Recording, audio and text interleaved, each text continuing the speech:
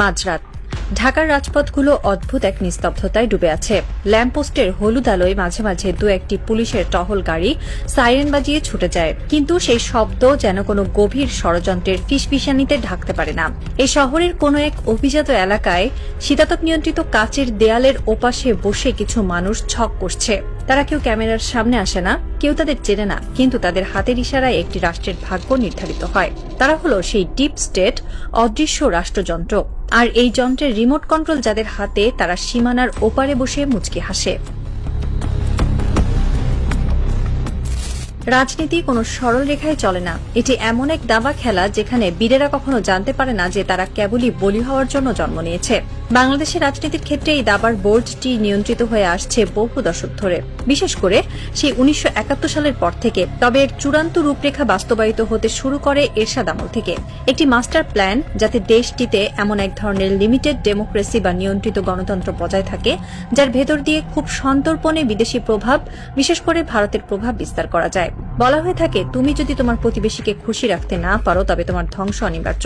এই একটি মন্ত্র বাংলাদেশের রাজনীতিতে গেঁথে দেওয়া হয়েছে অত্যন্ত সুনিপুণভাবে। তুমি ভারত বিরোধী, তাহলে তোমার রাজনৈতিক ক্যারিয়ারের সমাপ্তি এখানে। আর এই প্রভাব বিস্তারের মাধ্যমগুলো শুধু রাজনৈতিক চাপেই সীমাবদ্ধ থাকেনি।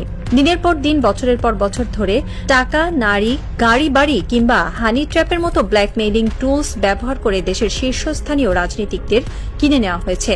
তারা এমন একটি সংসদ চায়, এমন একটি সরকার চায় যারা হবে পুরোপুরি নির্ভরশীল, এমন এক পুতুল সরকার যাদের সুতো বাঁধা থাকবে দিল্লির সাউথ ব্লকে। আর এই সিস্টেমের বিরুদ্ধে যেই দাঁড়াতে চেয়েছে তাকেই সরিয়ে দেওয়া হয়েছে। হাদি ছিলেন সেই অল্প কয়েকজন মানুষের একজন যিনি এই অদৃশ্য সিস্টেমের চোখে চোখ রাখার দুঃসাহস দেখিয়েছিলেন। তিনি বিশ্বাস করতেন পরিবর্তন সম্ভব। তিনি এমন কিছু সত্য জনসম্মুখে এনেছিলেন যা সিস্টেমের ভিত্তিমূলে কাঁপন ধরিয়ে দিয়েছিল।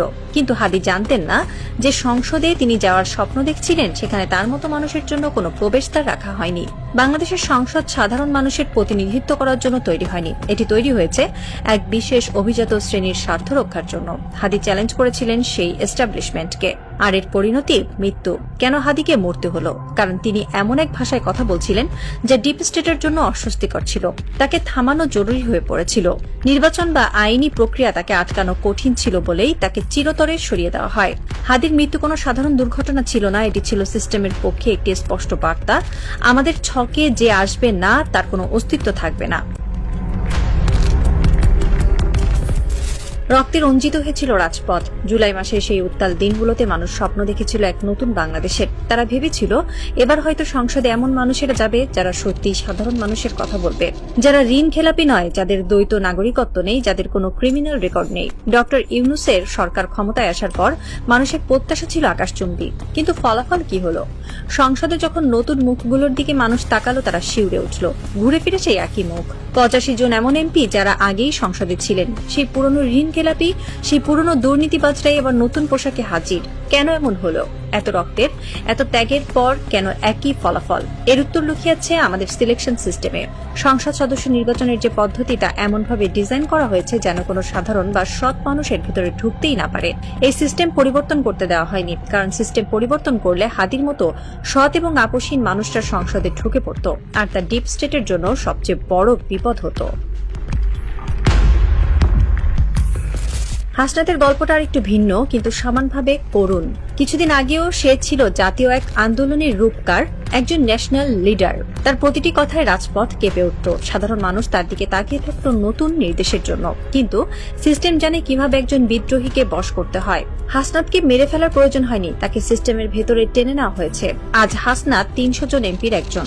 সংসদে সে কথা বলার সময় মাত্র 5 মিনিট পায়, আর সেই 5 মিনিটের ভেতরে তাকে 14 বার পয়েন্ট অফ অর্ডারে বাধা দেওয়া হয়। তাকে শেখানো হয় সংসদীয় আদব কায়দা, মাননীয় স্পিকার বলে কিভাবে মাথা নিচু করতে হয়।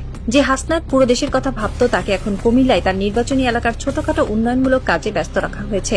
তাকে প্রচুর ফান্ড দেওয়া হয়েছে যেন সে এই রাস্তাঘাট আর টেন্ডারের হিসাব মেলাতেই ব্যস্ত থাকে। তাকে লোকাল পলিটিক্সে এমনভাবে বেঁধে ফেলা হয়েছে যেন জাতীয় ইস্যু নিয়ে ভাবার কোনো ফুসরতি সে না পায়। বিদ্রোহীকে কিনে নেওয়া হয়নি, তাকে সিস্টেমের ফ্রেমে আটকে ফেলা হয়েছে। অনেকেই বলেন আমাদের নির্বাচন কমিশন ঠিক নেই, কিন্তু আসলে কি শুধু নির্বাচন কমিশনের দোষ? নির্বাচন কমিশন চাইলেও কি কিছু করতে পারত? হ্যাঁ পারত, কিন্তু তার জন্য রাষ্ট্রের দুটো মৌলিক নীতির পরিবর্তন দরকার ছিল। প্রথমত, সংসদ সদস্যদের কাজ হতে হবে শুধুই আইন প্রণয়ন করা, কিন্তু বাস্তবে কি হচ্ছে? একজন এমপি স্থানীয় সব কমিটির প্রধান, স্কুল কলেজ রাস্তাঘাট টেন্ডার সবকিছু নিয়ন্ত্রণ তার হাতে। এমনকি এখন এমন নিয়মও করা হয়েছে যে উপজেলা চেয়ারম্যানের অফিসের পাশেই এমপির অফিস থাকবে। এর মানে কি? এর মানে হলো ক্ষমতার সরাসরি দ্বন্দ্ব বা লক অফ। একজন এমপি যখন উপজেলা চেয়ারম্যানের পাশে এসে বসবেন তখন তার অফিসের জৌলুস অবশ্যই বেশি হবে। চেয়ারম্যান তখন স্বাধীনভাবে কাজ করতে পারবেন না, হয় তাকে এমপির সাথে রেষারেষি করতে হবে, নয়তো এমপির বশ্যতার স্বীকার করতে হবে। এমপিকে আমরা আইন প্রণেতা না বানিয়ে একজন সুপার উপজেলা চেয়ারম্যান বানিয়ে ফেলেছি। যতদিন এই সিস্টেম থাকবে ততদিন আপনি আমেরিকার নির্বাচন কমিশন এনে বসালেও এই দেশে কোনো কাজ হবে না। দ্বিতীয় যে জিনিসটি আমাদের ধ্বংস করছে তা হলো নির্বাচনের বাণিজ্যিকীকরণ। আমাদের দেশে নির্বাচন কোনো গণতান্ত্রিক প্রক্রিয়া নয়, এটি একটি হাই প্রোফাইল ইনভেস্টমেন্ট প্রজেক্ট। একজন প্রার্থী নির্বাচনে দাঁড়ান আর তার পেছনে কিছু অদৃশ্য স্পন্সর টাকা ঢালে। তারা কি বিনামূল্যে এই টাকা দেয়? না, এর পেছনে থাকে একটি সুনির্দিষ্ট উদ্দেশ্য, একটি লাভজনক রিটার্নের আশা। যতদিন পর্যন্ত নির্বাচন একটি অলাভজনক প্রক্রিয়ায় পরিণত না হবে ততদিন এই দুর্নীতি চলতেই থাকবে। কিভাবে এটি বন্ধ করা যেত? খুব সহজে। নির্বাচন কমিশন বলতে পারত কোনো প্রার্থী নিজের পোস্টার ছাপাতে পারবে না, প্রচারণা চালাতে পারবে না। নির্বাচন কমিশন 3টি নির্দিষ্ট জায়গায় 3 জন প্রার্থীর পোস্টার পাশাপাশি লাগিয়ে দেবে। কোনো প্রার্থীর মার্কা থাকবে না, শুধু ছবি, নাম আর যোগ্যতা লেখা থাকবে।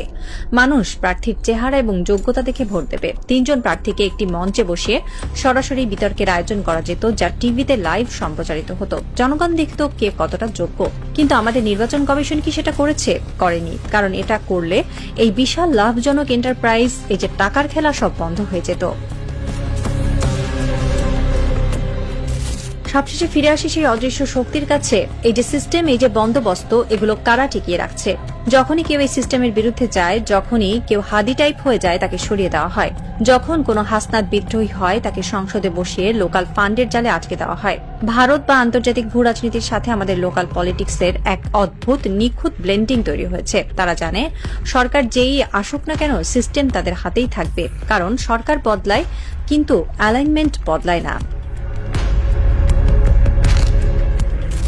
রাতের ঢাকা শহর এখনো নিশ্চুপ। সেই শীতাতপ নিয়ন্ত্রিত ঘরের ভেতরে সিগার আর দামি মদের ধোয়ার ভেতর দিয়ে আরেকটি মাস্টার প্ল্যান রচিত হচ্ছে। আগামী নির্বাচনের ব্লুপ্রিন্ট, আগামী 5 বছরের জন্য নতুন কোনো হাসনাতের পতন কিংবা নতুন কোনো হাদির মৃত্যুর পরোয়ানা। বাইরে সাধারণ মানুষ ঘুমিয়ে আছে। তারা সকালে উঠে পত্রিকার পাতা খুলবে, টিভির খবরে দেখবে নতুন কোনো মন্ত্রীর শপথ গ্রহণ। তারা ভাববে দেশ বদলে যাচ্ছে, নতুন সূর্য উঠছে। কিন্তু তারা জানে না এই সূর্যের আলো আসল নয়, এটি একটি মেকি আলো, যা শুধুমাত্র সেই অদৃশ্য প্রভুদের ইশারাতেই জ্বলে আর নেভে। রাষ্ট্রের রন্ধ্রে রন্ধ্রে ঢুকে থাকা ডিপ স্টেট জানে বিপ্লব আসে, বিপ্লব যায়, কিন্তু ক্ষমতার আসল চাবিকাঠি কখনোই হাত বদল হয় না। হয়তো কোনো এক বৃষ্টিস্নাত রাতে নতুন কোনো হাদি আবার জন্ম নেবে এই শহরে। হয়তো সে আবারও চ্যালেঞ্জ করবে এই সিস্টেমকে। কিন্তু তার পরিণতি কি হবে? আরো একটি লাশ, নাকি এবার সে সিস্টেমকে ভাঙতে পারবে? সেই উত্তরের অপেক্ষায় প্রহর গুনছে একটি রাষ্ট্র। তবে ছায়াদের খেলায় শেষ চালটা সবসময় অন্ধকারেরই হয়, কারণ তারা কেবল সরকার বদলায় না, তারা দেশ চালায়। আর এই রাজনৈতিক থ্রিলারের ক্লাইম্যাক্সে সাধারণ মানুষ কেবলই এক বোকা দর্শক, যারা পর্দার পেছনের আসল ভিলেনকে কখনোই দেখতে পায় না।